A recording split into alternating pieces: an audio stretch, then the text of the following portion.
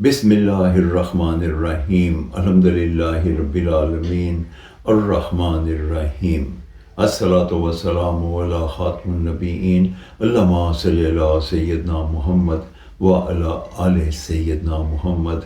السلام علیکم ورحمۃ اللہ وبرکاتہ۔ میرے ناظرین و سامعین، میری آج کی حدیث صحیح مسلم سے ہے۔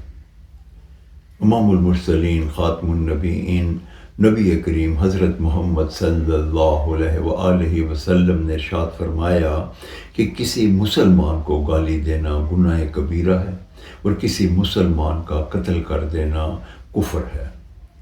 اس حدیث مبارکہ کا یہ مفہوم ہے کہ کسی کو گالی دینا، جو کہ ہم لوگ دیکھتے ہیں کہ لوگ ایک دوسرے کو گالی دے رہے ہوتے ہیں، یہ گناہ کبیرہ ہے۔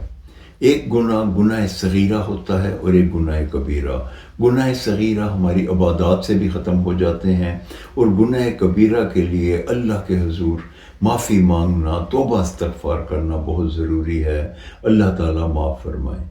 اور جو قتل کر دینا ہے وہ تو کفر کے برابر ہے، اور جو بندہ کافر ہو گیا اس کو تو اس کی معافی نہیں ہے، اور اس کا انجام تو جہنم میں جانا ہے۔ اللہ تعالی ہمیں ان اعمال سے بچنے کی توفیق عطا فرمائے، اور اللہ تعالی ہمیں قتل کے معاملے سے دور رکھے۔ آمین یا رب العالمین۔ السلام علیکم ورحمۃ اللہ وبرکاتہ۔